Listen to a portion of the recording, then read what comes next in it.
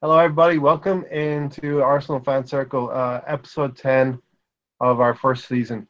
We're going to get into it today. We're hoping that James can join us, James Rowe. But we do also have my co-host Gundit News and Richard from Arsenal TV. Welcome in, Richard. Evening, guys. Good evening, everybody. So I'm wearing green for Ireland, St. Patrick's Day weekend. So I just brought this show up one day so I could celebrate tomorrow, have my cabbage and potatoes and all that good stuff. So happy St. Patrick's weekend to everyone out there. But let's get into, we're going to talk about the Rennes game. We're going to talk about the Europa League. We're going to talk about the draw. And we're going to talk about the FA Cup a little bit later. So, Richard, you want to start us off with the Rennes game? Yeah, I know. I looked at this game and I looked back on the Man United performance that we played against them, and I was thinking to myself, this is a formation we need to go with Rennes, because I knew that the first time around when we played against Rennes, the 4-2-3-1 lineup did not work whatsoever. But yeah, I was quite confident going into this game against Rennes at home, because our home record is one of the best in the Premier League, and plus I think it's one of the best in Europe as well. So I wasn't too worried about it. I was hoping that we would have Lacazette and Aubameyang up front, Ozil as well, because I've noticed that the games where Ozil and Aubameyang and Lacazette have played, we haven't lost a single game with those three players starting on the field. So I was very, very confident. I know we predicted the score correctly, which was 3-0. But every player in our team played to a man. And I think they knew what was at stake. They knew where to attack Rennes in certain areas. I think Emery got his tactics spot on. And the lineup was pretty much perfect. Apart from, I didn't have Ramsey. I had, who did I have in it? I had Lucas Torreira, which I thought having Lucas Torreira playing for this game, I thought would have been better off, because, he's not available for the next two Premier League games. So you might as well give him a start in this game. But he went with Aaron Ramsey, which is no problem, because Ramsey for the past couple of games, he's been playing absolutely brilliant. It is a shame that Ramsey is leaving to go to Juventus in the summer, but apart from that, we got the result, and it was nice to see Aubameyang pull out the mask as well. Yeah, super nice. Gundit News, what do you think? I agree with all of your points there, James.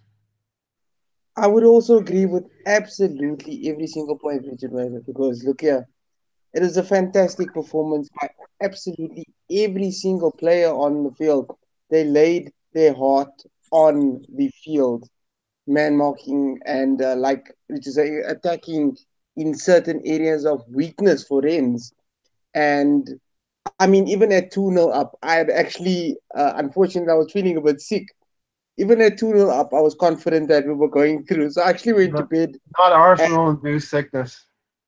Yeah, and unfortunately, I did miss that third goal. But lovely to see Aubameyang finally pull out the mask, as Richard has said.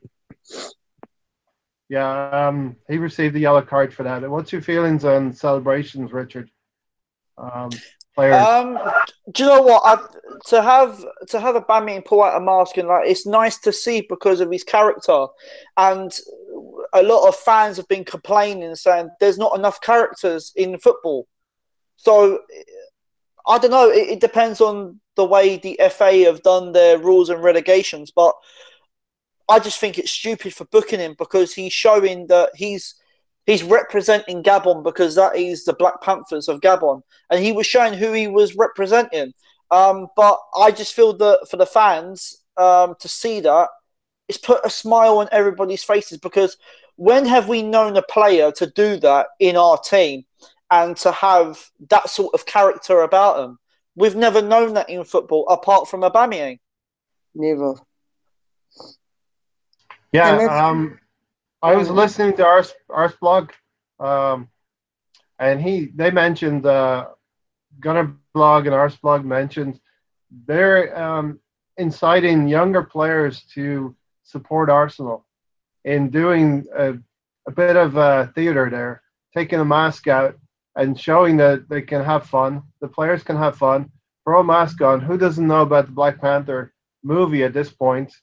And how many, we won't be able to gauge, Richard and Gundit, how many young kids have got inspired to follow Arsenal just from that one act that Aubameyang did in taking the mask out, you know? Which is actually Raymond, as you do know, I have and like I told you, I mean, even my niece and nephew, as small as they are, 1 and 3, came to come watch the game with me and were like celebrating. And like you don't pick up on these things, but this is like literally bringing youngsters into the game, and with the passion that certain celebrations or like Aubameyang's mask celebration. As you guys do know, Lucas Torreira was booked a few weeks ago when he scored, I think it was against Tottenham, the third or fourth goal, and he was booked for that. But I mean, shows passion. Who doesn't want to see that coming from a club that you support? You understand? Yeah, Do you know completely. what, Ray? Do you know what? Gundit makes a great point there. Yeah, it was because it was that Tottenham game at the Emirates when Torreira slotted that fourth goal home and he took his top off. That was his first proper Arsenal goal. That was his first ever goal for us. And what a time to do it against your local rivals. Exactly. So to be honest, I don't see the problem in going over the top and celebrating with the fans. I don't see the problem with that. Yeah, I really don't. Exactly. Do you think the FA should relax their, guidelines against doing that and make it more fun? I think they should, because I think if the players are going to be like that, the fans are going to be with them, and it's going to be football will be much more enjoyable to watch instead of the whole boring side and all you see is just the fans cheering, getting overexcited. But then you see the players are not allowed to celebrate. Like, they're not allowed to go over the top with a celebration. Why not? Yeah, as long as you're not going to be inciting the way fans are doing something that's disrespectful, which it was not. I don't see any harm in doing that. And dare I say it, Richard and Gunn, leave it up to the referee's discretion as to whether they're crossing the line or not. But I mean, it's ridiculous about it, guys. It's really, really, really, really stupid. It makes absolutely no sense why you would be booked any type of card for celebrating, for showing how much you love the club. Yeah, I really. Let's talk about the goals, Richard and Gundit. Really great start from Arsenal. Ramsey and I think it was Ainsley Maitland-Niles worked the ball in that corner. Ramsey faced the ball across, and Aubameyang, nice finish on the near post. Yeah, it was a brilliant finish from Aubameyang. But that's the thing with Aubameyang. He is a clinical striker, and when those opportunities come, he has to take them. And he knew, I think Aubameyang knew that the first goal was the most important one. And then all we had to do was just get that second goal to finish it off. But even at 2-0, I was like, no, this game is not over yet. Let's get that third goal, and then we can say, yeah, it's definitely game over. So I was still not confident with the 2 goals, because I knew that it's very Arsenal to go and concede a goal. Yes. The way our defence has been in previous games where we have conceded the goals left, right and centre. But I thought if we can get that third goal, then I think the fans will be much more relaxed, more calmer, because we know we've got that 2-goal cushion. The second goal? I didn't think it was offside. The second goal. No, I didn't think it was offside either, because if you look at the replay, Aubameyang was onside when the ball was played. I think the pass was actually meant to be for Kolasinac, but what Kolasinac done, he didn't even go to it, and that's when Aubameyang took the control of the ball to get it on. But I don't even think the ball even crossed over the line either. I don't think the ball crossed over the line either to go out for a goal kick. It didn't play. It didn't. He kept it in play, and he managed to get it all the way through to Ainsley Maitland-Niles for fantastic header, though, a bullet. Okay, guys. James, thanks for joining me. I think I may have messed you up a little bit, so it's all on Not to me. worry. These James things is happen. late because of me. Not to worry. These things happen. Nice shirt, by the way. Thank you. I'm celebrating today. That's why I brought the show forward one day. We usually do Okay. Sundays. Okay. Evening, James. Yeah, how are you keeping? You all right? Yeah, I'm good, mate. I'm good. Yeah. Hey, I hope you're welcome, James. Welcome, James. Hello. How are you doing, brother? How are you going? You okay? Yeah, doing quite well, man. Good, good. I'm I want to wondering if go I'm ahead, wondering James. if I am. I'm well. I'm wondering if Richard's basking in the glow of his correct prediction because I don't think he gets enough credit for it, to be honest. Yes. No, James. Do you know what? I was just saying to Ray just now. Yeah, I looked at the way that we played against Man United, and I thought Emery has to go with that same formation because if it worked against Man United, it has to work against Rennes. Yeah. Because I honestly don't think that the first formation that we used against Rennes in that first leg was a 4-2-3-1. I don't honestly think it worked because it gave us too much space for them to attack us. Yeah. Well, I was at the game live, and you could tell they was getting agitated from the very start, which helped us. But obviously, with the referee, it appeared every single refereeing decision they were getting annoyed at, and they were getting more and more frustrated. But I thought we isolated their danger men quite well, particularly Borgio, because he's an excellent player, and it should serve us well going into a difficult Napoli game. But for me, the Napoli game, Napoli drew away to Red Star Belgrade. We're beaten by Liverpool. We're beaten by Salzburg. They're not untouchable, but we've got to show we've learned from the Atletico away leg back in April. If we go to Naples with the same attitude we had back in May against Atletico Madrid, then it might not be what we want. But we've got a new manager who's a lot more proactive, so I'm quietly confident against Napoli over two legs, to be honest. So I actually think that it's one of the easiest ways because I think if we can disable Napoli, I honestly think that the Europa League title is there to get at. Definitely, because I think Chelsea have got one of the easiest run-ins because they've got to play against Benfica, and plus they've got to play against Slavia Prague. See, I wouldn't have minded that for our game, to be honest. But at the end of the day, the bit what concerns me is Ospina. Does he because he's on loan to Napoli? Does he play against us or not? Because I don't even know who their backup goalkeeper is. I saw one. Sorry, Gundit. After you. Sorry. That's cool. Carry on. Oh, what I was going to say is I've seen one tweet come by regarding what you just said about Ospina, but going back on your point, Benfica were at home the first leg. I championed that Frankfurt would beat Inter, and I'm quite happy that my prediction came true. You can't write off anybody because history will tell you there is always one team that reaches the final of this competition which nobody expects. Recently, Ajax got to the final. You could make a case for Marseille last year. Dnipro when they got beat by Seville. I don't think Benfica Frankfurt is as clear cut as what everybody thinks it's going to be. And one of the strikers of Slavia Prague, Mick van Buren, I managed to interview him about 2 years ago now. I think it was about 2 years ago. And he always told me about the great team spirit that Slavia Prague had that you saw when they knocked out Sevilla. So it's not as clear cut as what everybody thinks, but we've got one of the more difficult ties, but we've got a chance. But for me, the attitude has got to be right, particularly in the second leg. Yeah, definitely. Yeah, James, you and I remember the 1994 Cup Winners' Cup, right? Indeed. Shouting from the rooftop. That was a team full of endeavor and spirit. Yeah, maybe not the best players in the world. They played a Parma team. You want to speak about that, James?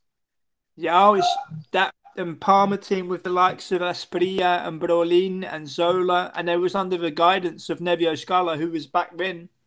He was viewed as one of the best managers in the world.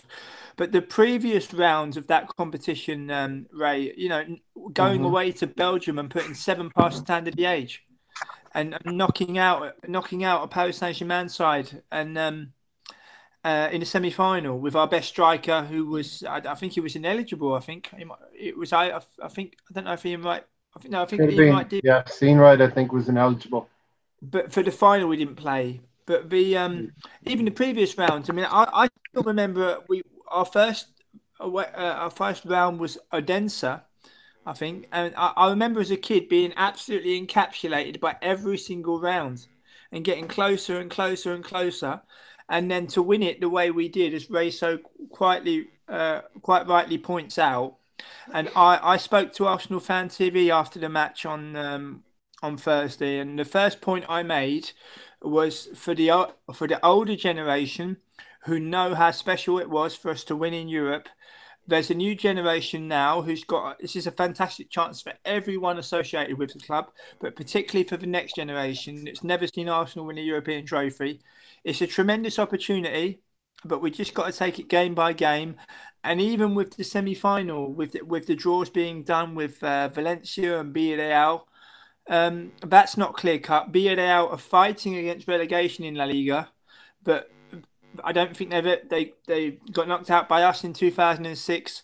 There's still a long way to go, but we've just got to take it one game at a time and fight for it. If we can fight and show we want to win this competition, it's half the battle, really. Exactly. So the point of everything is a lot of team spirit can take a team very far. Sprinkle in some talent, which we undoubtedly do have in this team. And why should we be afraid of Napoli? Like Richard and Gundit had said earlier. Yeah. And considering the previous results as well, I mean, I raised an eyebrow when they dropped points in Belgrade in the Champions League, but I think Red Star Belgrade at home were always going to be difficult, but they were beaten away in Salzburg 3-1. We've just got to get it spot on in the first leg, and the first leg has got to set a marker for going to Naples. If we can go to Naples with a victory and be ready to fight for that place in the semi-final, I think that would be just a ticket in the first instance. And guys, I think the way European football is structured, any kind of victory with a clean sheet is a good result. Yes. Do you know what, guys? To be honest, I'd be happy with a clean sheet against Napoli at home, because then if we get a clean sheet at home, then we probably might not have to do so much away from home, apart from get another extra 1 or 2 goals to clinch it. But for me, I think one of the players in Napoli side that we've got to watch out for is Koulibaly at that centre back position, because he can be lethal on his day.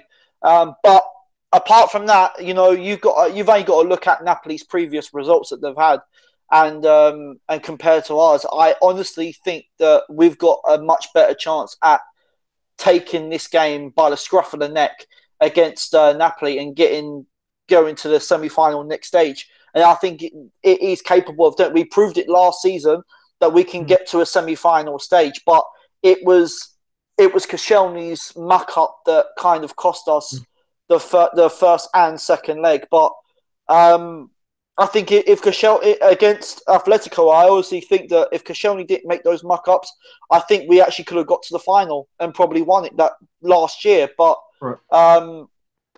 I think we are capable of doing it, definitely, 100%. But as James said, it's the team spirit, and Arsenal have shown it this season that we've got that. We've showed it against Tottenham, we've showed it against Chelsea, we've showed it against United. All the big sides we've showed it against. So I reckon we've got every chance of going to the final. Yeah, to add into your point, Richard, I've noticed with this Emery team, every time our backs have been up against the wall, especially at home, we've pulled out some wonderful results. Going back to the Tottenham game, which, every Arsenal player is going to be up for. There's no problem with motivation there. Right through to the Chelsea game, which was, we would have been 9 points back in the league if we'd have lost that game to Chelsea. And then more recently against Manchester United at home. And, of course, the Europa League games that we have recovered those situations. But Gundit, let me ask you this question. What was your, and we'll go through everybody here, what was your reaction, Gundit? What what was your reaction to the Europa League draw, and what were you thinking we would draw? Who were you thinking we would draw? Richard, James Ray. Here's my personal thoughts when we drew Napoli. Look, it is one of the bigger teams that we are to face, but personally, I think that I'd rather get them now and put up a real hard fight and get into semis, then therefore maybe the run into the final and possibly trying to win the Europa League Cup would be a bit of an easier task. Not that we take any games for granted, but I would prefer that we get Napoli now and knock them out if we can do just that, showing the team spirit that we've been having for the past couple of weeks. Like we've all discussed, Man United, which was fantastic, as we absolutely are. Well, I hate Man United to the death of me. So, yeah, that's what I think, guys. What do you guys think? Richard? I watched the draw at 12 o'clock my time on BT Sport, and I was looking at the Champions League draw as well. But I was thinking, yeah, I'm not worried about that. Let's have a look at the Europa. So the draw came out, and it said that Napoli came out first. I was thinking, please not us, please not us. And then we came out. So, but I was looking at this on the flip side and think about it, well, if we're going to be at home for the first leg, it shouldn't be too bad. And you think about it, Napoli are one of the favourites in this game, in this competition, as well as us. But I actually think that Napoli was more afraid of us than we were of them. Because I think that we was one of the favourites as well in this competition. Now, going to the Valencia and Villarreal's draw, I wasn't surprised, to be quite honest, that came out. I think that's going to be a massive, massive, interesting game for them. And that's going to be a game to watch. Then you had, Benfica against... Frankfurt. That's it, Frankfurt. That's going to be a good game as well. And I reckon probably Frankfurt might do it, personally, because Frankfurt have been playing pretty well in this competition. They knocked down Inter, right? Yeah, and obviously you had Chelsea against Slavia Prague. So you got to look at Chelsea's performance against Dynamo Kiev, and they pretty much put that game to bed. It was pretty much a good run-in for them. The first leg for Chelsea against Dynamo Kiev, I think that game was dead and buried within the first leg. Chelsea didn't really have to do much in terms of the second leg, but they just put them to bed and just dead and buried it. But I do think that going into the Napoli game, and I'm not afraid of anyone that they put in front of us, because on any given day we can beat any side. Especially the way we're playing right now. Exactly, we can beat any side. And as I spoke to you earlier, Ray, and I said that I think Unai Emery is an underrated manager, because he seems to me at the moment he's going under the radar at the moment, and not the pundits are not really talking about him that much.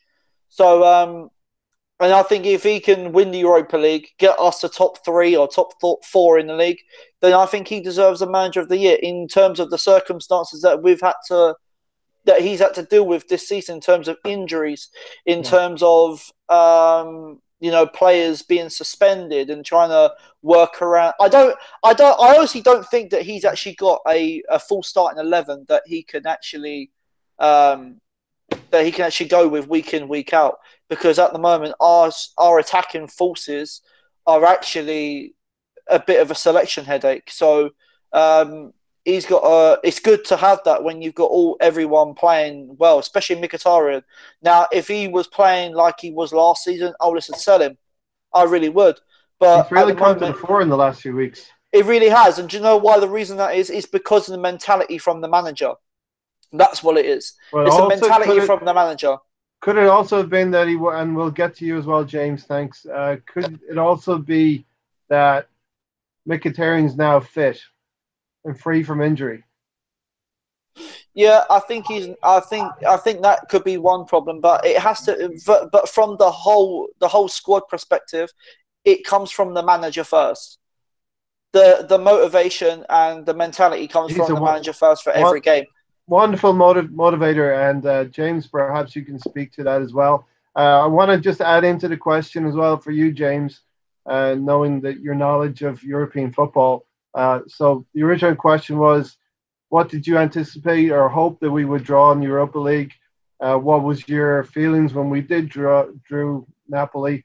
And a further question is, do you think Emery may be challenged that he may not know the ins and outs of Italian football? That's a great point. My first impression when the draw come out was, oh, we're going to be at home for the second leg, and then obviously they changed it due to the circumstances with Chelsea. I wasn't worried and annoyed that we got Napoli. I was kind of relaxed about it, and I just thought, if you're going to win it, you got to beat the best, and they're a very good team. It's a great point about the Emery with studying Italian teams, and it's going to be very important. I just hope that we learn going into the second leg specifically about the mistakes we did in the semi-final against Atletico. And if you think, to draw a parallel, when that draw came out at the semi-final last year, when we drew Atletico, everybody was down, everybody was annoyed, everybody was upset. Yeah. And I went to the home game, and we had chance after chance after chance to score that second goal. Absolutely. And it didn't happen. And I remember watching that game live, and I remember watching Griezmann off the ball and watching what he's doing. And 15 minutes before that goal was scored, he's pointing about the space he's going to run into. He's basically telling his midfielders what he's going to do. And obviously he was anticipating, and he pounced on a mistake from Koscielny. And it's, but the failure to get the second goal cost us that first leg. And I'd like to think that if we are in a winning position at home to Napoli, that we can remember what's gone before, because the small details at European level, and like Richard said earlier on about getting an away goal in Naples. Now, if we're going to get to the semi-final, I think we're going to have to score in Naples. And it's all the small little details, really. And this is just a great opportunity, and to let it go by would be quite difficult to swallow. But I'd like to give a mention to Dries Mertens, who's a danger player of Napoli. He had a wonderful spell here in the Netherlands where he was great for Utrecht, wonderful for PSV, had a good World Cup as well. He's also a very dangerous player. And, Napoli, under the tutelage of Ancelotti as well, he's won the Champions League for. He knows exactly what he's doing. He was my original choice to replace Arsene Wenger. But obviously, I'm extremely happy with Unai Emery. Yeah. And just to go back on a point that Richard made as well, I was on Richard's podcast on his channel, I think, after the North London derby last December, and Richard made a great point about opening Emery's contract and getting it extended. I think Arsenal have got to start to look at that, because I think there's too much emphasis on if targets are met during Unai Emery's second season about an extension. If I was the club, I'd speak to him about that now and be extremely proactive, because if we're going to let him continue his work, why not offer him another 2 years upon that deal, considering how well he started? James, that's actually a brilliant point. But at the same time, what they should do is they should back him. They should give him the funding then to go and fix our like our defense. They should back him. James and Richard, and thank you, Gundit, for that. Tailing on to that, do you think we need 2 central defenders this summer, or 1 to complement Socrates? 2. 1. I'd say 1 or 2. Yeah. 2. I say 2. I think they should be our priorities this summer. If there are no other additions, would all of you be happy? No. If we only got 2 competent centre-backs in, yes. Correct. Well, yeah, I would be happy as well, because if you look at the right-back position, the way Ainsley Maitland-Niles is playing right now, Bellerin's going to have a bit of competition, because it seems to me that Maitland-Niles is ahead of Jenkinson as well as Lichtsteiner, but Lichtsteiner looks like he could be going anyway, because I honestly think till this day, even now, that the Lichtsteiner deal was a panic. That's what I think it was. I think it was a panic. But Juventus are a type of team where if they're not, they will get rid of a player if they're getting on a little bit. But I think that's the reason why we only gave him a year contract. But there is something that's going around Arsenal at the moment, and it's something that's coming during the transfers. They've said that if players are on their last 2 years of their contract and it's not going to be, and they don't sign a new deal, then they are going to be sold.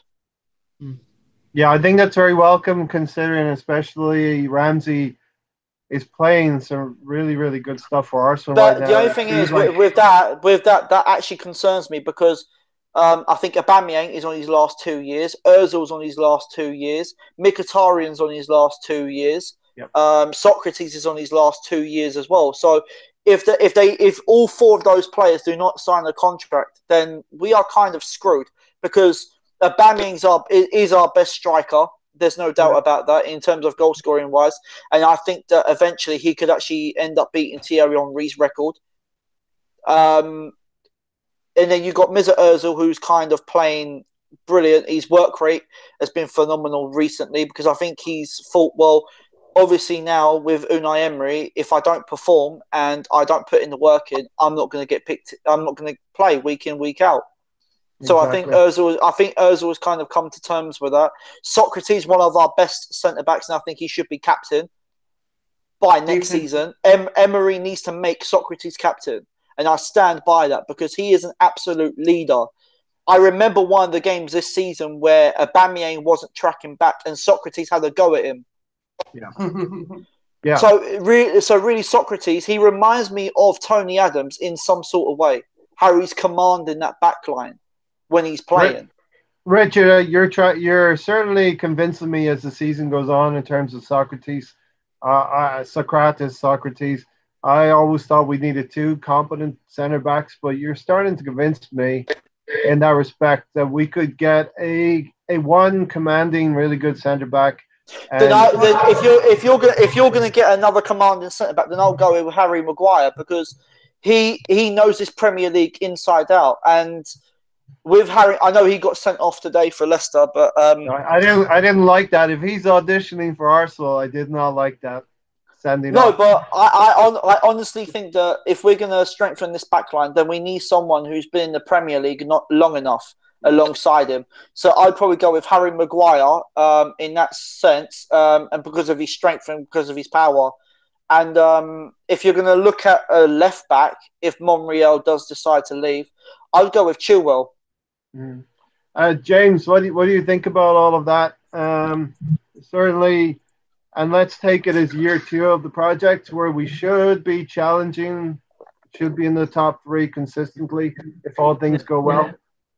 No, I think Richard makes some great points. The annoying thing with Chilwell, Arsenal put in what was deemed a derisory bid about 2 seasons ago now. And now he's going to be worth an arm and a leg. If we'd have gone in with a decent bid 2 years ago, he'd already be an Arsenal player. Chilwell is my first choice for left back. I think in regards of 2 centre backs, remember Rob Holding is injured, and before his injury, he was our best defender this season. Yes. Yeah, he was a ball carrier. I had forgotten about Rob Holding. We have missed him. I remember his performance wasn't the best game, but it was Sporting Lisbon at home back in November, and he's playing around, playing a good European side who were very physical and very were doing the dirty things well, to put it politely, and he wasn't getting rattled and he wasn't getting upset or flustered. For me, it's about who we identify. I'll give Unai the complete benefit of the doubt in terms of identifying players that he wants. And for me, it's not always about the price tag. I mean, I saw against Rennes, Benjamin Bourchiot. He looks a tremendous player, and he's come through he came through the Lens Academy, which has spawned the likes of Varane now at Real Madrid, and Torgan Hazard, the brother of Eden Hazard.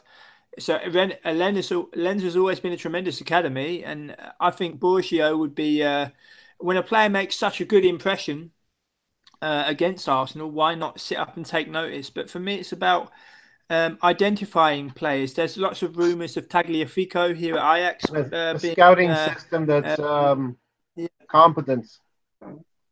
Yeah, well, it's about identifying players correctly. Tagliafico here at Ajax has been mentioned. He was subbed off to a standing ovation last Sunday in the 4-0 home win against Fortuna Sittard.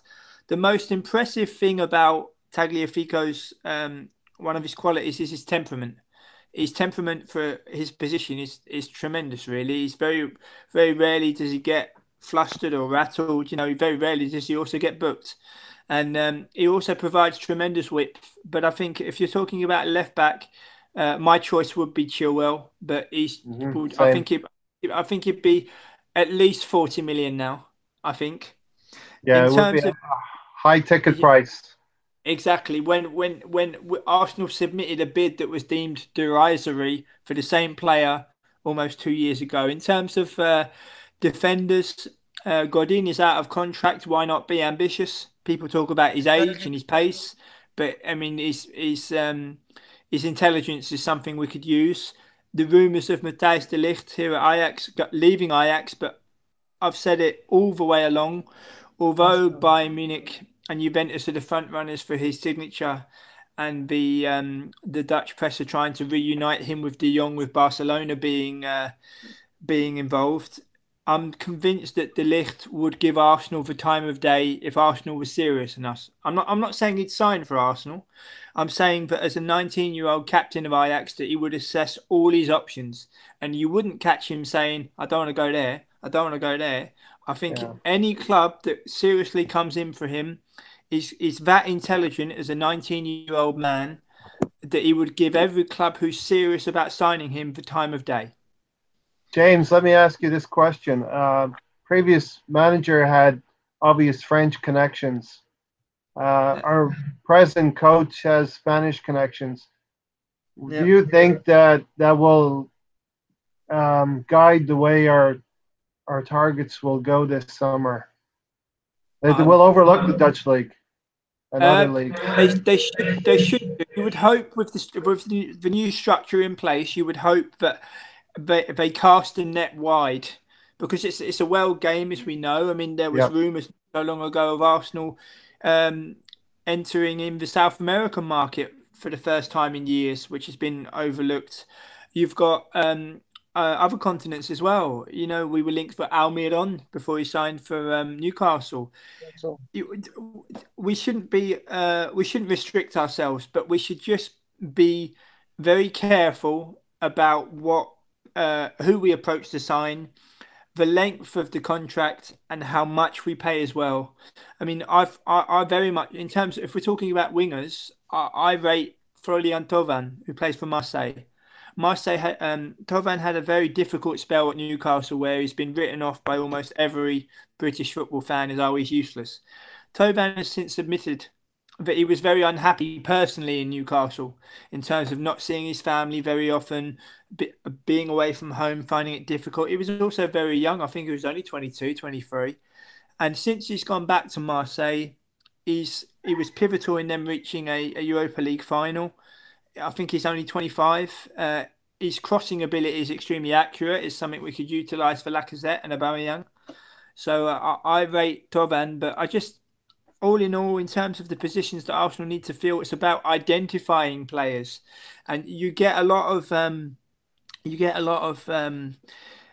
players linked in the gossip columns. I was interviewing a player not so long ago who plays in Belarus. He played Simon Olavaron, who's a Nigerian under-20 international. He was telling me about, he was playing so well in Belarus that he was going to go to Panathinaikos, and then he got an injury, and the club kind of swept away their interest. So we live in a time where people want to get ahead of the game in tweeting, "I said that first, and this player and that player and this player and that player." But sometimes on the eve of a transfer, a player can get injured, and that transfer might not go through. So you really do. There's so many different facets to a potential transfer that it's not always very, very easy. But for me, it's about identifying properly for players we want and the players we need. And if we get rebuffed in terms of signing one player, just assess things. Do we really, really want him? Are there alternatives? Can we look at that? Or in the case of special talents like a Godin or a De Ligt, pay what they're asking. Don't mess around with it. So it's about finding a fine balance, really. Yeah, Guys, you know what? There is one thing that I am going to say about Unai Emery, and that's about this whole loan signing for Denis Suarez.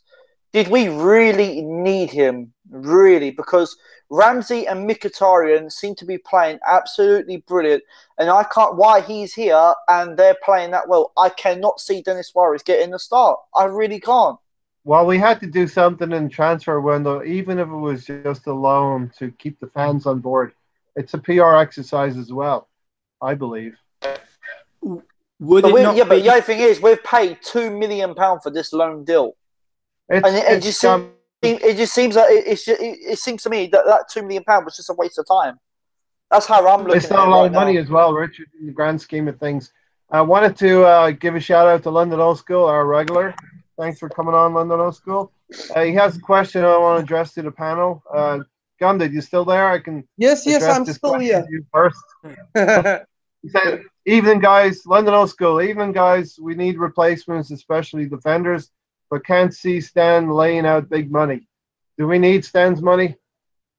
Yes, we do. But if you look at the but James, the only thing is we've got this FFP.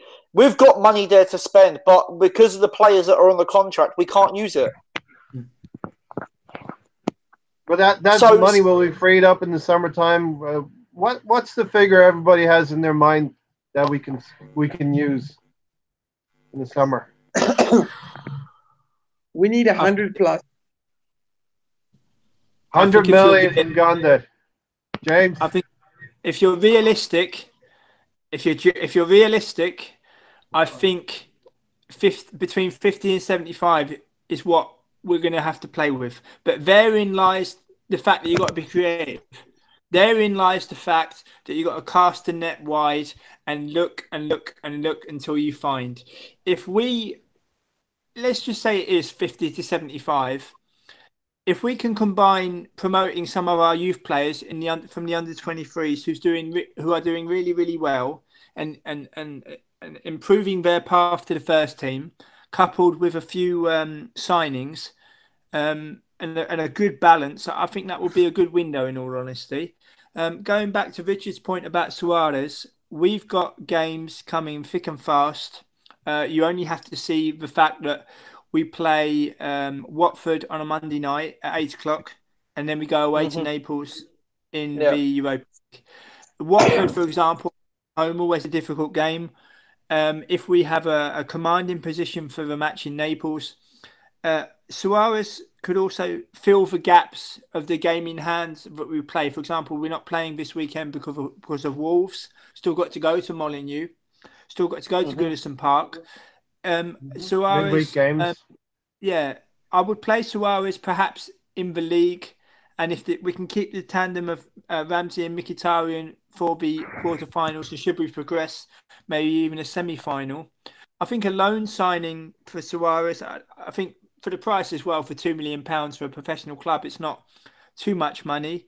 And going back to Richard's point about Lichtsteiner as well, given his experience and his winning mentality, and even if it is just for one season, yes, he's had his moments, but I'd like to think it's not been a very, very poor signing, really for a loan deal for a player who's won so much and been so important. I mean, he was a very underrated figure in that Juventus dressing room. He was the one cajoling those players to stick to the standards they set themselves. And so it's about finding a balance, really.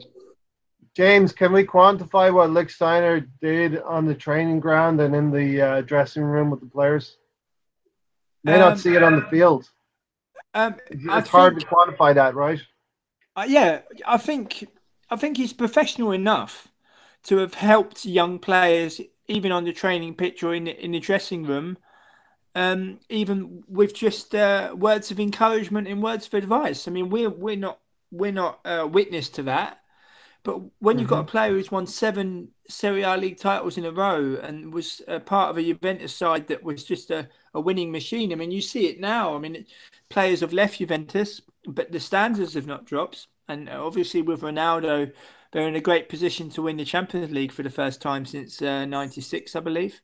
And so for me, it's about finding a balance. I know people talk about buying and this and that, but we've got to learn from the mistakes of the past, where average players were brought and put on huge contracts for huge money, and not just in terms of wages, but in terms of length of contract, where you can't get rid of them because nobody else will pay those wages. And Richard, we'll get to you as well, Richard. But James, sorry to cut you off, but you and I will probably remember Arsenal didn't pay the best wages when we started supporting Arsenal, and now we're at a situation where they're paying one of the higher paying clubs. We've gotten to that stage very quickly.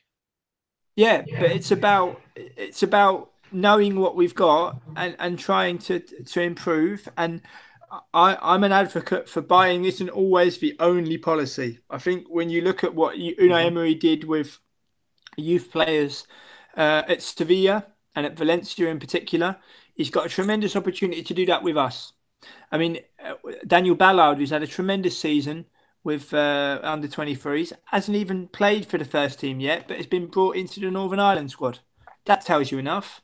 That Northern Ireland deem him good enough in the selection. I know their pool isn't very, very big of players that they can choose from, but they deem him to have enough quality to bring him into the international fold already.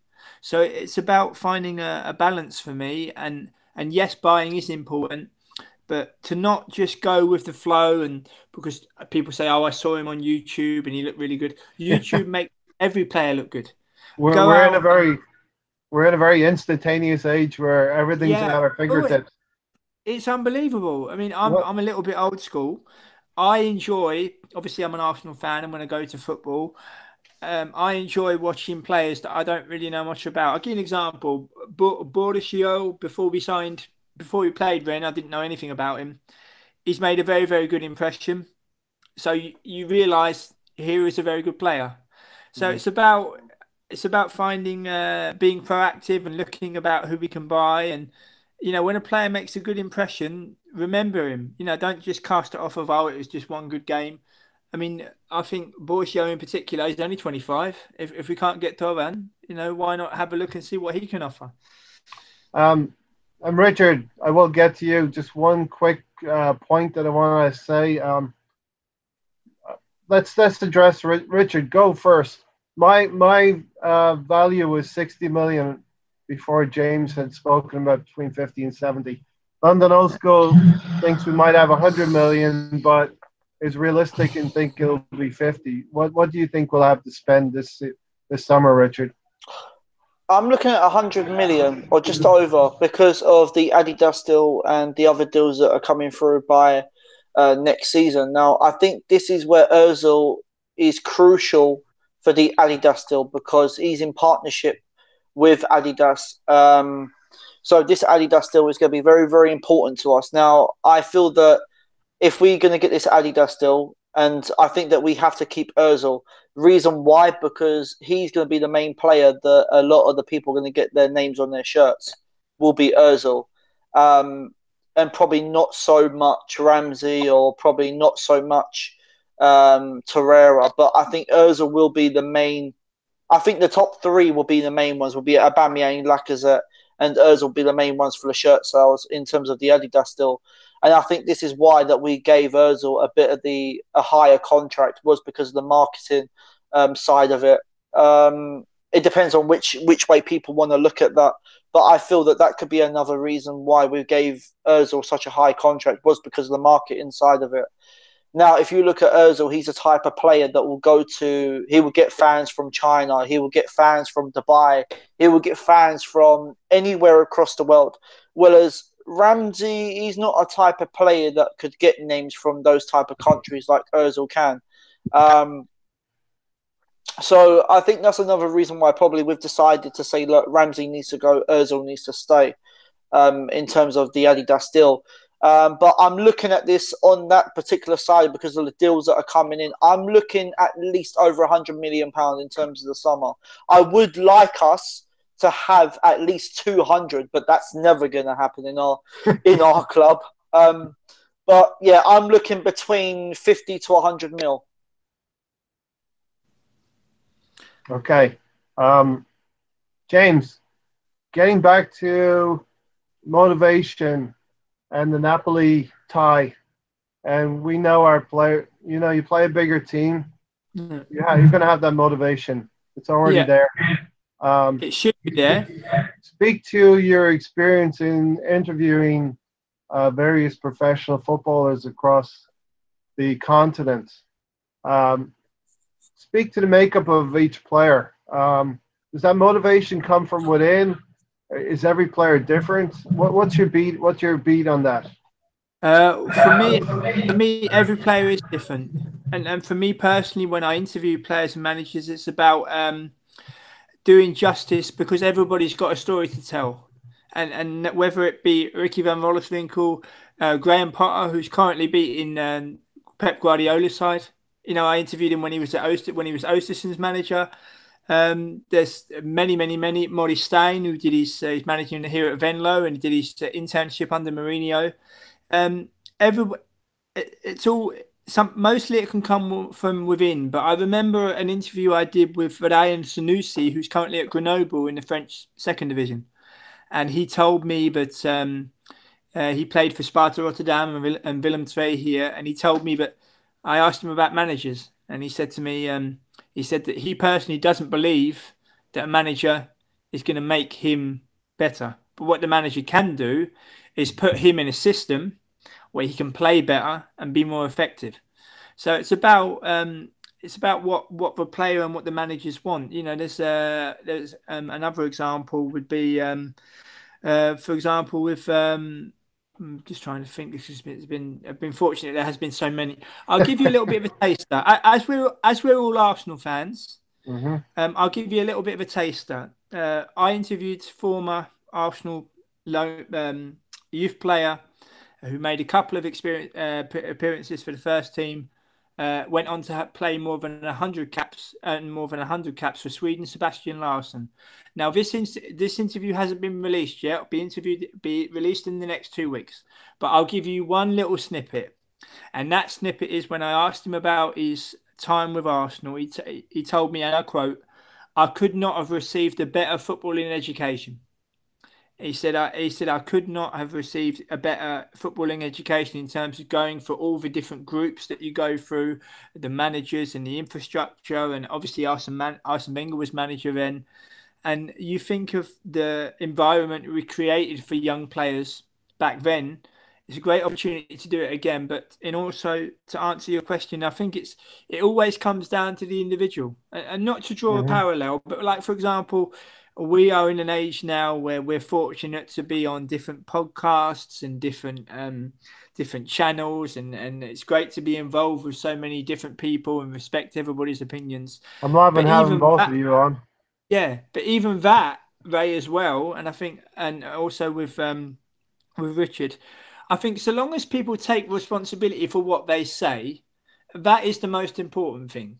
Like, for example, we are here tonight to discuss about Arsenal and to discuss about the club we love, and we're doing it primarily for fun. We're not doing it for lots and lots of different views. I mean, obviously it's nice to open up doors and things like that, but I think as well, in the age we live in, it's about just taking responsibility for what you say and just making sure that you come across well and things like that, because having fun is the most important thing. I think, especially in Twitter, you get kind of some people that think, "Oh, my opinion is more important than yours." Is really, but sometimes you get that impression, and you have to laugh, really, because for me personally, I mean, I've been supporting Arsenal for more than 30 years now.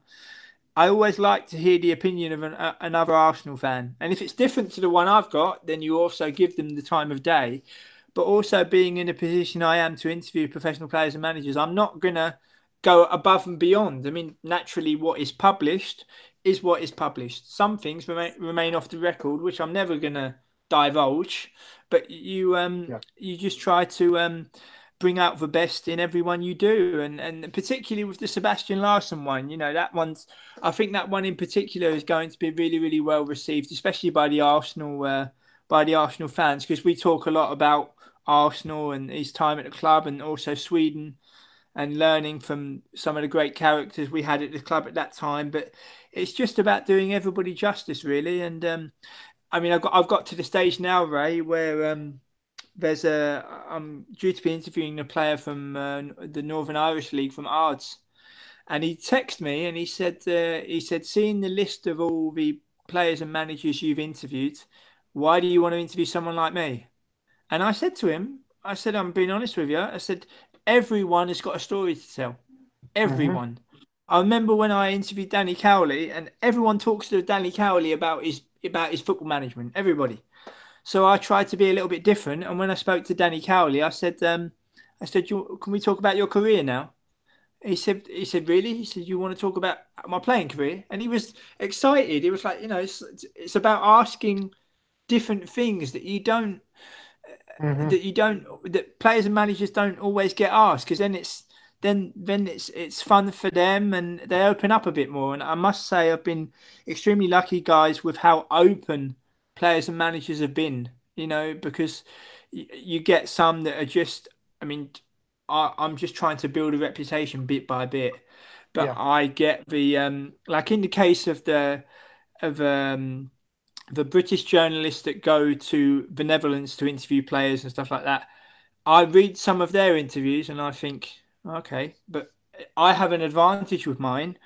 My interviews with Dutch players and managers are all done in their mother tongue. So they haven't got to think about what they've got to say. They haven't got to try to find a word to describe certain things. It just rolls off the tongue. And you just try to do that justice, really. I've been fortunate enough, closing on this point in an Arsenal way, I interviewed the nephew of Dennis Bergkamp, Roland Bergkamp, who used to play for Brighton, and we spoke about Dennis and things like that. And as I say, I would love to one day interview Dennis himself. You never know. He leads a very quiet life here in the Netherlands, so it's highly unlikely. But it was nice to interview his nephew, who was also a professional footballer. And fingers crossed that eventually you'll get to the greatest player that ever played for the club. I think that would be something quite special. Hair standing on the back of my neck right now, thinking about Ray, do you know what? James makes a great point about the fans and the fans having their own respect or opinions on the club. But it takes me back to the whole Wenger in and Wenger out situation, where fans were strongly saying that Wenger has to go, and they had their reasons, and you had the Arsene Wenger people that wanted him to stay, and they had their reasons. The only thing is, with the fans, we have that common ground to respect each other's opinion on our thoughts of the club, but we still have the same love for the club. Yeah. And that's really all that matters. But then you also had certain fans in our fan base that was like, I don't care who's manager, just get someone in. I don't care. And that's exactly what my parents were like. My mum was like, well, I don't care who's manager, whether he stays, whether he goes, who cares? It's part of football. Absolutely. But Willis, for me, I was a Wenger out, because I looked at our away record a couple of seasons ago as well. Yeah. And I honestly said that if we don't get to it, when Stan Kroenke comes into the club, we will not make Champions League. And it's kind of proven that we haven't been in the Champions League for the past 2 seasons now. So, right. So really, in that aspect, for me, I kind of won that one, because my dad was saying, but how do you know that? I said, well, you only have to look at Stan Kroenke's business over in America, and a lot of the other businessmen are saying that why is he not arrested yet? Why is he making all these muck-ups? He calls himself a businessman, but he's doing all the wrong choices. Why would you put a basketball event with a WWE event pretty much on the same night in the same venue? Why would you make that sort of muck-up? Because I know WWE had a venue at one point, and they was going to do one of their pay-per-views there. And then Stan Kroenke had a basketball match, and he said, well, I'm going to put a match there. But as a businessman, why would you do that? You wouldn't, would you? It's No. literally common sense. I think to make one final point, what Richard just said there about the in-house fighting and the disagreements, I think at board level they were extremely culpable, because can you imagine Bayern Munich, Barcelona, Real Madrid, Ajax tolerating that between their fans? They wouldn't. There would have been a statement that had come out. There would have been team meetings. There would have been general meetings where that would have been spoken about at length. And we didn't do that, and that led to more and more aggravation. And I think that's in the past now, thankfully. But going forward, to stop it going to a big crescendo, you have to nip those things in the bud very early. James makes a great point there. You do have to nip it in the bud. I mean, you only have to look at the way the Arsene Wenger situation was, but at the end of the day, us fans, we deserve to have our voice heard about the whole situation. A lot of the club owners and everything else, they don't see what we see with our own open eyes. We watch Arsenal week in, week out. So we know what's going on the field, and we kind of get the sense who should go, who should stay. But as Thierry Henry says, if the badge is too heavy, walk away. And I stand by that. Because you probably don't love the club as much as us fans do, and I think over the time that Emery has been at the club, everything just seems to be everyone seems to be on the same hymn sheet, if that makes sense. Like, the players seem to be playing for the badge, the manager seems to be getting the best out of the players, and the fans just seem to be all together now. And the way I looked at it is that Arsene Wenger should have left when we beat Hull City in the FA Cup. That's when I think he should have went. He should have left on the high, but no, he didn't. He stayed on. And I honestly think that Arsene Wenger he didn't walk out on his own accord. I honestly think he was sacked. Because I think... James, what do you think about that? He offered to resign after the FA Cup win against Chelsea. But there was no contingency plan in place. Yeah. And agreed. So that has to be remembered when people say, when people are very vitriolic about it, for someone to want to go out as a winner and for there to be no contingency plan in place, I think that says an awful lot. And if you think of the crescendo building up where there were in-house fighting, fans literally kicking lumps out of one another. Yeah, AFTV did quite well out of that period. I'm convinced. Yeah, but therein again, Ray, I'm fortunate enough to speak on Arsenal Fan TV on a regular basis, but I always advocate taking responsibility for what you say, because, as I say, in my position, interviewing professional players and managers, if I went into a meltdown, just to give an example, if I went into a meltdown, it's very unlikely I'll get a professional interview again. But I know what's important. I know why I go on there. I go on there to offer fans a different perspective and to speak about things in a different way, but always advocating taking responsibility for what you say. But for me as well, when there were problems between the fans, the board were culpable by not coming out and tackling it head on. Because you can bet your bottom dollar that a Bayern Munich, a Real Madrid, a Barcelona and an Ajax would have done that if it got to that point. I mean, there's been cases here in the Netherlands where a manager has gone to speak to the fans himself, where a chief executive has gone to face the fans because they know that they've got to kind of nip this unrest in the bud. And to be fair, James, going back to that point when you said that the CEO or the chief executive came out and spoke to the fans, but we had AGM meetings, and when we was going to the AGM meetings and we put a question to Ivan Gazidis or Stan Kroenke, they wouldn't answer the question. No. That's the problem that we had. But they would have had to take responsibility for what they do. It's well known here in the Netherlands and in other countries. It's a lot more transparent.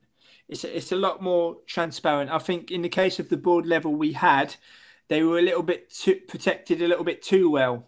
And but we can look forward now and fingers crossed with the structure changes that we will continue to go from strength to strength. And yeah, fingers crossed this is the end of the 25-year wait. But James, I completely understand and agree with you. There was no contingency plan for Arsene Wenger to leave. He was also very obtuse about the whole idea of a director of football. That didn't help him. Well, let's push. Let's push forward and draw a line. Ray, I'm sorry that I can't do the rest of the show because I've got to go. So all right, man. Thanks. But James, I want to ask you one thing though. Against Napoli, would you have Lino in between the sticks for the game? Because I would. Yes, I would. No disrespect to Cech, he was not tested very well in the second leg. I was thinking about it in the run up to the Rennes leg, but again, small details at European level. Yeah. Cech has been a wonderful servant, but he's going to be sorely tested in both legs. I'm not saying that he's error prone. It's going to be a big decision, but it's one that I would take. Yes. So would you do to save all the hassle? Would you actually go with Lino for the first leg and then have Cech for the second if we're in a comfortable position? I would be bold and realise that this opportunity does not come around very often, and we've got to take it with both hands. If Emery feels more comfortable with Leno, and you look at the saves that Leno has made this season at important times, I'm not saying Cech wouldn't make those saves, but you've got a younger, more agile goalkeeper who, when Napoli will apply pressure in the way that Rennes did not last Thursday, will be able to take it. It's about bold decisions, and it's not about shying away. We've got to be as proactive as possible. We've got to play our best team for both legs. No chopping and changing. No trying to kind of cut corners. Focus on the 180 minutes and possibly even extra time. You never know. But I agree. I would go Leno in both legs. Yeah. Okay, guys. With that said, I'm going to shoot off. So Ray, thank you for having me on the channel. Thank you. Thank you very much. Anytime. Thanks. James, I'll talk to you soon, mate. Yeah, catch up soon. Enjoy the rest of your weekend. You too. Take care. Thanks, Richard. So James, I'm just gonna push into the next segment. I know you have to go soon as well. I don't want to keep you too much longer. No, it's fine. But I moved into researching the FA Cup from an Arsenal point of view, and there was some very, very interesting aspects to it. You know. Yeah. Basically, we have won 13 FA Cups to date. We had that golden period in the 1930s where we did win 2 of them and a number of league titles, be it through Herbert Chapman or through George Allison. And I noticed that I'm damn proud to be an Arsenal supporter. I kind of fell into this team. I didn't research the culture of the team, the culture of the club before I started supporting Arsenal back in 1986. It was a young team under George Graham that was doing some good stuff at the time. Tell me quickly how you fell into Arsenal. Well, my story is a family story, Ray. My whole family are Arsenal. I was born in London, and everybody's involved with the club. Everybody went to watch the club, going with different family members through the years, going by myself as a teenager and with friends, and also being in the fortunate position to be able to go to watch Arsenal matches from where I now live in Amsterdam in the Netherlands. I'm very lucky. You have to say very hard, but I'm very, very, very lucky. But yeah, I've been involved in the club in terms of supporting the club since I was 6 years old, and so George Graham was the first manager that I encountered.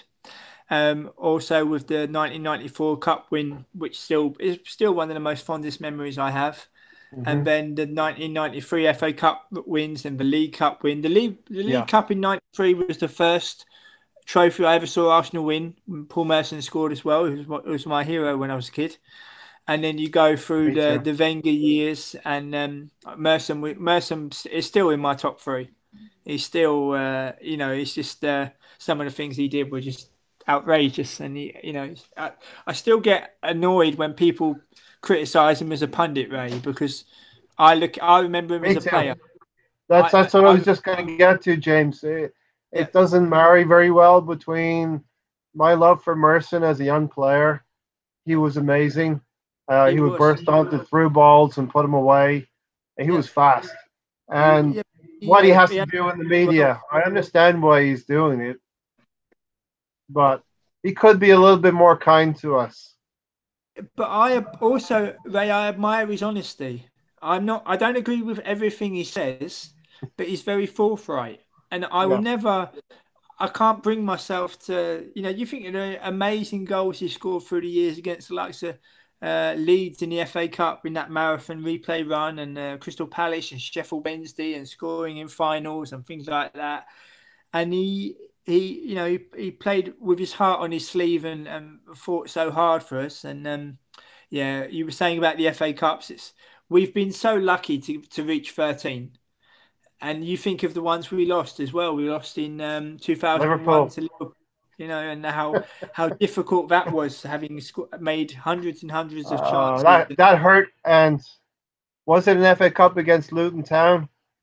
80. That was League 88, Cup, 80, was it 87? Yeah. Or 88? My first trophy with Arsenal was them beating the Liverpool side with Charlie Nicholas scoring. Yeah, that was 87, yeah. I think Luton was... the next year, the same competition, we lost 3-2. Luton was 88, yeah. Indeed. As a kid, that hurt me a lot as a kid. Yeah. London Old School. We've been very lucky, we've been very lucky with certainly in my lifetime, you've got the 93, 98, 2002, 2003, 2005, 14, 15, 17. You can't, some people haven't even won the FA Cup to that levels, and I've been fortunate enough to witness that in my lifetime. So very, very lucky indeed. Hey, when I was doing my research today as well, or yesterday as well, I was thinking about the really heartbreaking ones, and Ryan from Mr. Arsenal podcast has hit on it. Wrexham in '93 was a shocker. Oh, I remember the newspapers the day after, because they was the. I was hell of a free kick. When that match was played, we was top of the football pyramid and they were bottom. Yeah, 92 places. I remember that. 92. We were top of the pyramid and they were bottom. And I remember the face of George Graham afterwards. I mean, you take today, for example, Swansea were 2-0 up and into the final stages. They're now losing 3-2. Yes. And thanks for announcing that. I was about to. Thanks for helping me out there. Yeah. London Old School. Go ahead, Jake. Of course. London Old School said he was born a mile from the ground and now he lives abroad, but he started going on his own in 1976, 77. So, goodness. I mean, we all remember the Cup Winners' Cup, but you make a good point the other night. All of the young kids that are supporting Arsenal, and we even talked about the mask coming out. Aubameyang has gained so many more young supporters that have just started supporting Arsenal maybe this week just because of those antics with Aubameyang and the mask. Yeah, I heard a rumor that he was going to do it in the North London derby should he have scored, but he didn't, unfortunately. But the most important thing, Ray, is we know it's the memories, really. I mean, for me personally, the European Cup Winners' Cup of '94 means as much to me personally as the Invincibles, because I knew even. No, I say that, Ray. No, I understand you. I say that because we won in a time where we're coming off the back of a ban that all British clubs received, English clubs received, who weren't even allowed to participate in Europe for 5 years, and Liverpool, I think, were banned for 6. We'd recently just come off being banned from playing in Europe, and for an English club to win in Europe, and the way upon which we did it was extremely, extremely special. And the Invincibles as well, to go to 49 games unbeaten. We had a lot of luck in that 49 match run, where it could have ended at 12, could have ended at 13, could have ended at 15. But as I say, to win in Europe as well, and our standing would improve immensely if we can win this competition. in the Europa League, our standing would improve immensely. We would go into the Champions League next season being even more respected and taken even more seriously. Yeah, and I never understand the point of view of devaluing any competition that you're in. Exactly. Because because if you're lucky, if you play in Europe, there's 4 competitions available. If you get your hands on one, you've had a good season. A great And, season. yeah, a great season. Yeah, absolutely, a great season even. And we've got to be. We've got an opportunity to win. A quarter of a century. You imagine what was going on in Great Britain and England back in '94. How in terms of music perhaps or politics or whatever Yeah. it might have been. You imagine what it was like back then. Yeah. And you fast forward 25 years and it's just a tremendous opportunity. And we lost in the final of this competition in 2000 to Galatasaray on I penalties. remember that. I remember the lob. That was hurtful as well. Yeah, and David Naeem as well. Naeem from the halfway line when we lost to Real Zaragoza. Yeah. And London Old wants to let us know he was also there in Copenhagen. Alan Smith, great memories. Yeah, tremendous. Yeah, so I'm going to go through my notes here in the FA Cup Arsenal wins. We've talked about some of the disappointments, but 1930, ironically, that was Herbert Chapman's. He was against his old team, Huddersfield. Mm-hmm. And as a mark of respect, James, both teams walked out together, which I think has been a tradition that continues. Yeah. So that was incited through our relationship with Huddersfield. Yeah. And so there's a lot of symmetry between Arsenal and Huddersfield. Yeah. And I think that's been forgotten in this day and age, personally. Even up to our previous manager. Yeah, I think that's been forgotten, really. I mean, Huddersfield, Herbert Chapman's. I think there is an autobiography about him, which I have read, and it's in my collection as well. I think it was stocked in the Arsenal on the Arsenal online bookstore as well that you can buy, and all the little different things he did. All the little nuances about the different formations and player numbers and trying to be innovative in a difficult time, yes. Herbert Chapman introduced shirt numbers. Yeah, exactly, and the position, the WM formation and things like that, and we need innovators in this world, and we certainly had one, and we're very lucky to have him, and he's didn't have a bust in the marble halls for nothing. He had it because he fully deserved it. For nothing, exactly.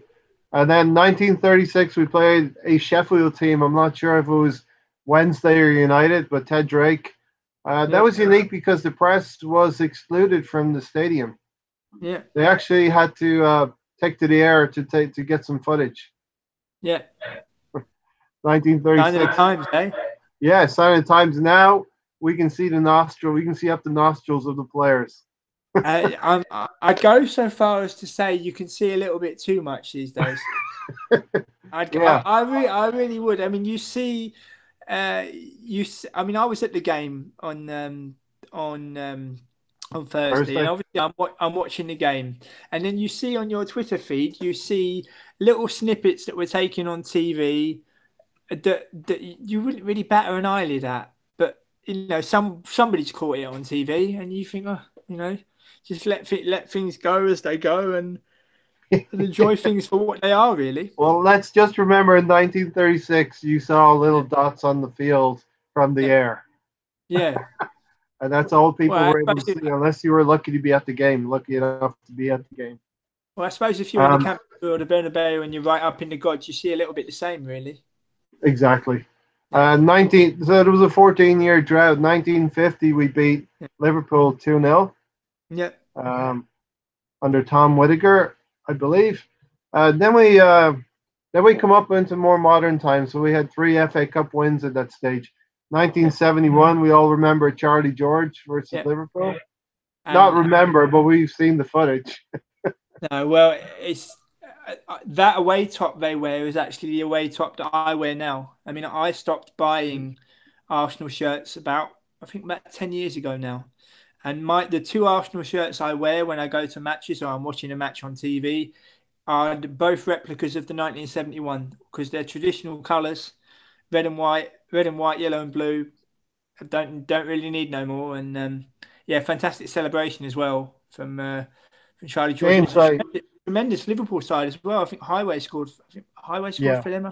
I think it was 2-1 victory for Arsenal in the end. Yeah, and they were a very good side. They were a very good side, and we done well to win that final. Ryan has asked the question, which I was going to ask anyway, but I'll ask it now. What is your guys' favorite ever FA Cup final goal? For me, it's Mark Overmars against Newcastle in '98.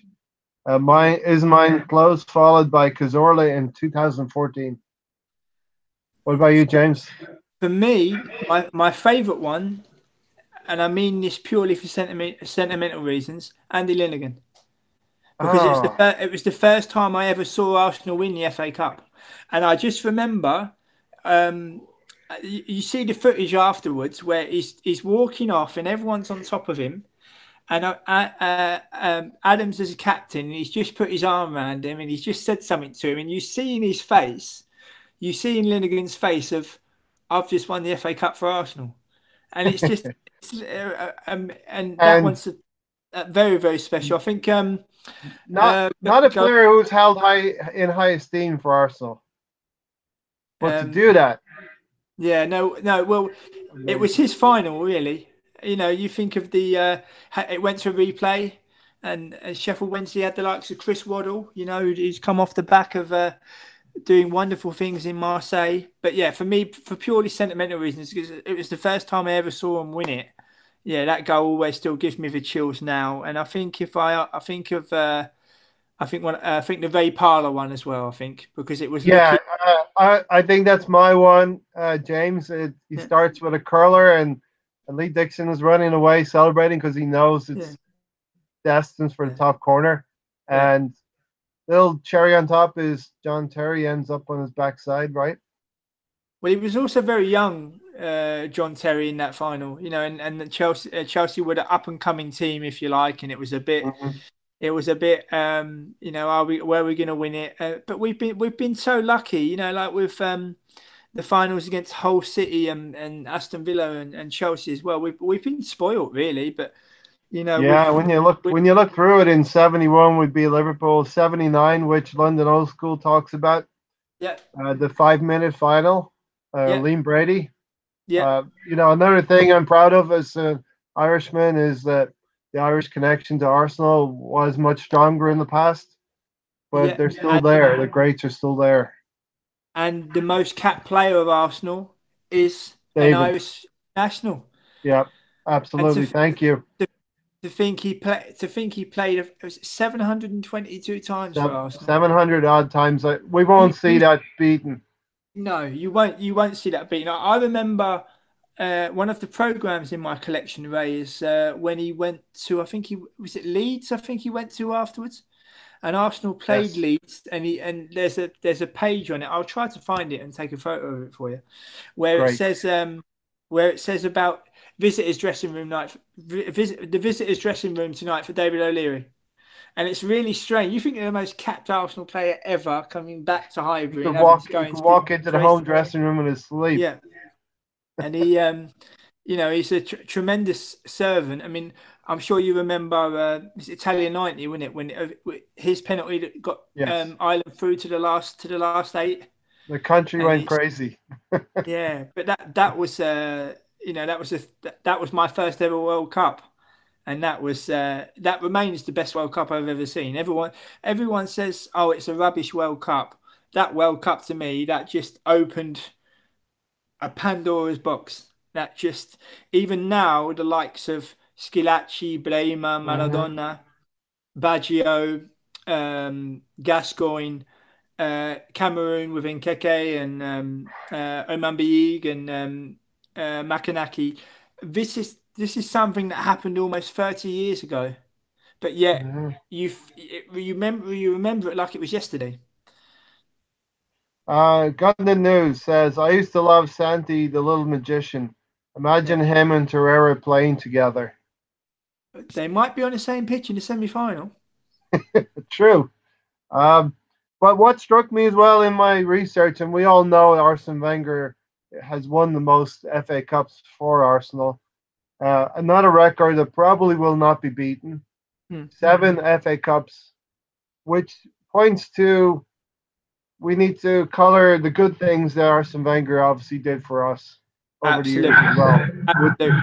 He goes down in history. He goes down in history. He's in the same. He's in the same breath as Chapman. People will still talk about Wenger the same way we talk about Chapman, and Chapman's was in the 30s. When we get to that stage in many years' time, you know, and you think of the going back to the FA Cup as well with our rich history, we lost the final in 78 and we lost the final in 80. You know, lost to Ipswich in 78 and lost to West Ham in 1980. And London Old School remembers that period very well. Yeah, and he was at the 79 final as well. Yeah. Ryan has a question. Do you guys think Adidas will go back to traditional colors? You should hope so. If they want to do a public marketing exercise where everybody is on board, go back to the traditional colors and just less is more. Less is more. I mean, I would love just to go back to traditional colors, you know, and look at what's gone before. And I mean, we at the minute you get all colors of the rainbow. And it's like Skittles, really. In 1 minute it's purple, 1 minute it's green. Some of the shirts I do not like. I do not like the pale blue. No, Arsenal don't play in blue, Ray. No. Whatever color it is, cyan, whatever. Not liking it. It's like a fashion statement, really, isn't it? In my research, James, Herbert Chapman introduced the white trim on the shirts as well. Yeah, a little bit of class, huh? Yeah. So, I'm glad I did some research. I'm glad I did an FA Cup. Do you think the FA Cup has been devalued over the years? Yes, because it appears that it's more important to stay in a league of 20 teams than what it is for glory. I have a friend who's a Watford fan who's delighted that his team are in the semi-finals of the Cup. And they move on. My friend has been a Watford fan for as long as I've been a Gooner. We've known each other a long time, and he often tells me about I would love Watford to have a European run. You know, maybe a time in Europe like they had with Graham Taylor many years ago, and I think Watford now. I mean, Man City are through to the semi-finals. Watford are through, and then you've got one of Millwall or Brighton or Manchester United or Wolves. Wigan, for example, they won the FA Cup in 2013. It's something that's special to them. Portsmouth back in 2008 as well. It's about creating memories as well. It's about, and those teams go into Europe. I mean, Portsmouth ended up playing AC Milan. And also Heerenveen Veen here in the Netherlands, but that match was played, I believe, in England. Let me put this to you then, James. Maybe it's a good thing for all of the teams in the league that they feel the bigger teams are going to devalue this competition in a way. So it helps the likes of Portsmouth or Wigan to get that victory. Absolutely. The draw is also very important, how the draw works out. I mean, in Arsenal's case, we've been fortunate to play the likes of Sutton United and Lincoln and things like that. And so you got to take it as you find it. But it's always nice to have a new name on the trophy. Well, not a new name, but like a new name that you don't expect. And in recent years, we've had the likes of Wigan, for example, and even when City won it, I think it was in 2012. It's always been the case, though, that a team that's unfancied gets to the semi-final stage, and we had some difficulty. I remember David Seaman playing at Old Trafford and having a great game. Yeah, tremendous save against Sheffield United as well, isn't it? Yes. Well, there will always be that plucky team who, again, has that team spirit that we talked about earlier in the show. It is vitally important, and it can drag you along that it can get you a lot across the line. I mean, you take Swansea tonight; they're 2 up within I think it's half an hour, and then City with the quality of world-class players. I think Aguero got the winner. Now he's one of the best strikers the Premier League has ever seen, and will ever see. And it's just a I'm going to tell you. player. I'm going to tell you, James. Before we went on, I was talking to Richard and was like, I don't know how Swansea are doing, but let's remember what Wigan did last year or a couple of years ago. And lo and behold, I checked the score and they were 2-0 up. These things can happen. These things can happen. That's why we all love the game, because you can go to any game and it's not done and dusted. It's highly likely that the favourite will win, but it's not done and dusted. All right. Listen, I think we can sign off there, James. One final question, or if you have a point to make. No, that's fine. If you have one final question, that's fine. One final question is, Unai Emery is doing a fantastic job this year. Mm-hmm. Would you give him Coach of the Year? I'm thinking the Wolves coach is also very good. And is he getting the absolute most out of this team this year? At the moment, yes. At the moment, most definitely. I think for Manager of the Year, I think the criteria has to be looked at as well. About if you look back at what's gone before, the types of managers that won it. I think, like for example, when Fulham got to the Europa League final, I think Roy Hodgson, I think he won Manager of the Year. So it depends on the circumstance and the criteria. Wolves have had a tremendous season. But you wonder if Liverpool win the league, will Jurgen Klopp get it? You just I think it depends on how the season plays out, really. And we just have to wait and see. I would look at extending his contract because he's only signed for 2 years. I would try to get that sorted, because if that's not sorted and Arsenal are doing well next season or not doing well, it's something that could be of a grievance. I have a colleague where I work who's a fan of Valencia. And when he signed for Arsenal, we were chatting at length about Unai Emery, and he told me something very interesting. He said, Unai Emery's second season is always a difficult season. So if you going back in history, so you think of next season, how will everybody react to that if that is the case? Yeah. It's something very interesting to think about. I was even thinking about that, James. We've done so well this season. I was always confident that we would knock a few teams off and get into that top four picture, namely Manchester United, who were going to have, and Mourinho, who was going to have third season syndrome, as I call it. And then we only had to knock off a Spurs or a Chelsea. We seem to be on course with doing that. But I was thinking we're going to maybe go into the Champions League. Our fixtures will be tougher, more difficult. Exactly. And the second season will be more difficult. We need to fortify ourselves against that this summer. But we have to be prepared for a downturn or a plateau a little bit before we can push on again. Absolutely, I fully agree. And also the recovery time of potential Champions League matches midweek. I stated on the eve of the season on different podcasts that I took part in that Arsenal would finish third, and I'm sticking to it. And but we will just have to wait and see. We have 8 games which are going to present their own difficulties. 5 of them are away from home. I believe we need to win 3 of those 5. Yeah, and obviously be perfect at home as well.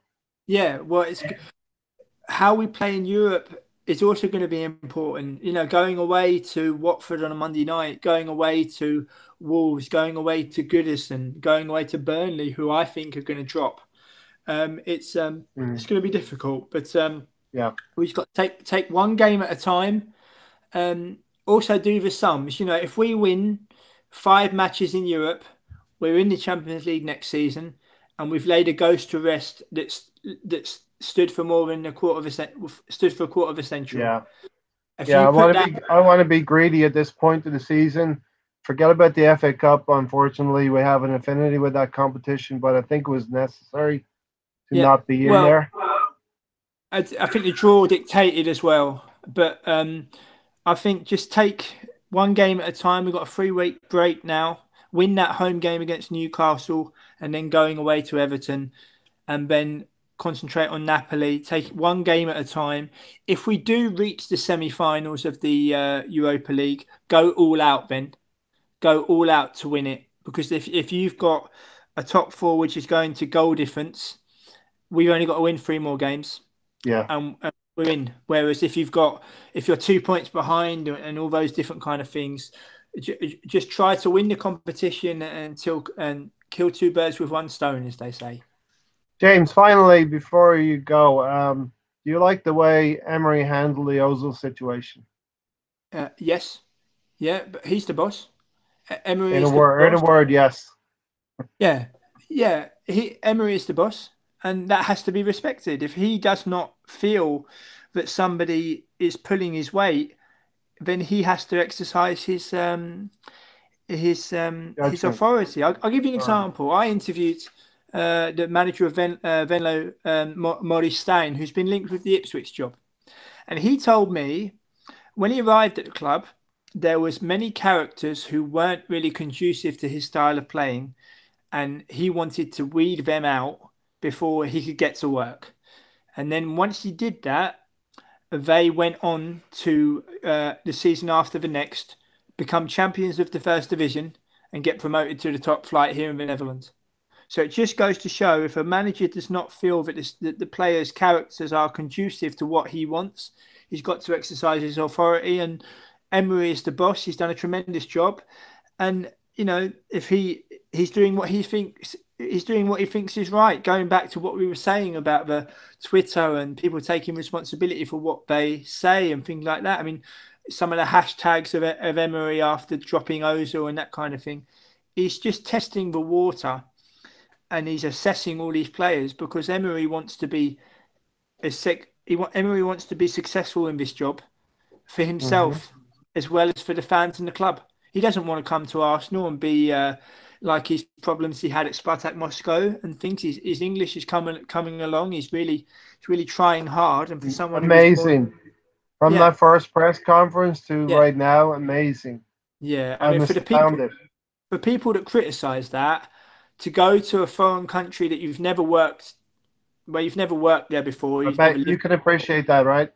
Well, I can. I'm fortunate enough to be able to speak Spanish and obviously speaking Dutch for more than a decade here. Everybody needs time to adapt, but you've got to one learns quicker than the other. But I think Emery showed his qualities doing that interview. He's an Arsenal manager. He's enjoying being Arsenal manager. I mean, you see him celebrating goals and enjoying being Arsenal manager. I think the politeness as well, when people take the mickey of him saying good evening every time he's doing a press conference, but it's just his politeness and it's just his manner, and that also needs to be respected. Ryan said, imagine what you can do with his own players going forward, because he has mainly Wenger's players. Exactly. Ryan makes a tremendous point. I will be on Ryan's show, I think on Monday night. I haven't been on his show for a while because I'm in the process of moving home, and that's taking priority. But I had a bit of downtime tonight, so I could join you, which I'm pleased about. Thank you very much for having me, and I look forward to speaking to you again soon. James, I'm so glad that you could come on with Richard, and hopefully we can do something like this a little bit later. I do want to interview you as well, and what I call your Arsenal life. We touched a little bit on that today, but it's kind of what I started out with Gundit News doing. Listen, we should start doing some content, and let's bring some people into the Arsenal circle and interview their life, Arsenal life. No, that's great stuff. I look forward to that. We can plan something in perhaps the coming weeks or coming months or something. Yeah. We'll work something out. All right. So we will sign out for now, James. Thanks for coming on. As I said, I do appreciate it. And we will try to be filling out these next 14 or 15 days until we have another game to get tuned into. Enjoy the international break. Just one final phrase. For listeners tuning in for the first time, they're free to follow me on @James Rowe NL, and they can also check out my latest interviews on World Football Index. The latest one, which was released tonight, was Sutton United midfielder Nicky Bailey, who also played for Charlton and Middlesbrough and Southend. I spoke to him a couple of weeks ago, and they can read that interview. That's live now, and they should keep an eye out for the Sebastian Larsson one in a couple of weeks' time. That's it. Let's check out James at James Rowe NL. NL, right? Okay. Yeah, great stuff. But in Arsenal world, things are going well. We progressed to the quarterfinals. We are in good shape in the league. And for now, everything's good. Everything's happy. Thanks for tuning in, everybody. And have a great rest of the weekend, James. And everybody all around the world. Thanks for coming on. I'd enjoy the international break. Might see a few good players. The appetite is not there for most people to go into the international break, but I do respect. There are players out there to watch. Yeah, and international football is very important. It's also about representing your country. Representing your country is very, very important. Absolutely. And that's something that has become kind of devalued over the years as well as the FA Cup. Yeah, we can talk about that another time. Absolutely. Thanks again. We'll sign out for there. Have a great weekend, everybody. Take care. Bye-bye.